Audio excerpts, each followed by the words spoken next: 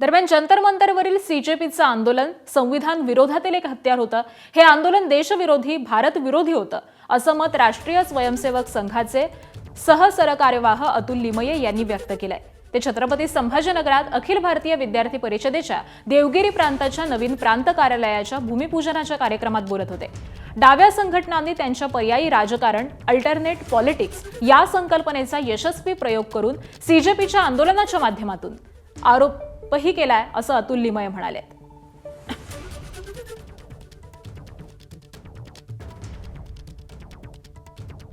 आंदोलन फक्त पॉलिटिकल या दृष्टीने बघू नका, केवळ अँटी बीजेपी या अँगलनी हे बघू नका।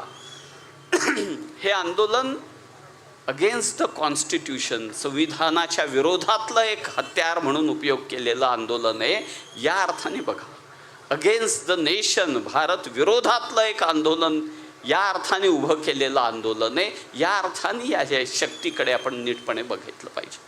बाबासाहेबांनी ज्याच्याबद्दल आपल्याला जागृत केलं, त्या ग्रामर ऑफ अनार्कीला नीटपणे ओळखलं पाहिजे, डिकोड केलं पाहिजे आणि त्याचं उत्तरही आपल्याला शोधायला लागेल।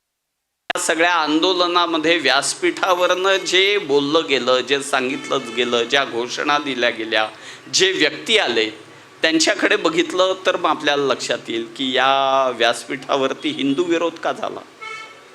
या व्यासपीठावरनं भारत तेरे तुकडे होंगेची सारखी घोषणा देणारे आणि त्याला समर्थन करणारी मंडळी का बरं आली। या व्यासपीठाचा पूर्ण ताबा हा वामपंथीयांनी कसा घेतला। या व्यासपीठावरती राजकीय वेगवेगळी पार्टीज कशा सम्मिलित झाल्या आणि ते केवळ विद्यार्थी आंदोलन नाही झालं तर राजकीय आंदोलन कसं कन्व्हर्ट झालं। एबीपी माझा, उघडा डोळे बघा नीट।